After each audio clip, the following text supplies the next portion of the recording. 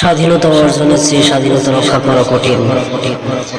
আজকে দেশ স্বাধীন হয়েছে ঠিকই, কিন্তু এই স্বাধীনতা রক্ষা করা সবচেয়ে বড় চ্যালেঞ্জ। দেশে দেশে এখন স্বাধীনতা রক্ষার জন্য আন্দোলন গড়ে তুলতে হবে, যেন প্রতিটা স্তরে দুর্নীতি মুক্ত থাকে বাংলাদেশ। এই দুর্নীতির কারণে আজ আমাদের দেশ অর্থনৈতিক দিক দিয়ে অনেক পিছিয়ে গেছে। সুতরাং প্রতিটা ক্ষেত্রে দুর্নীতি মোকাবেলা করতে হবে বাংলাদেশে।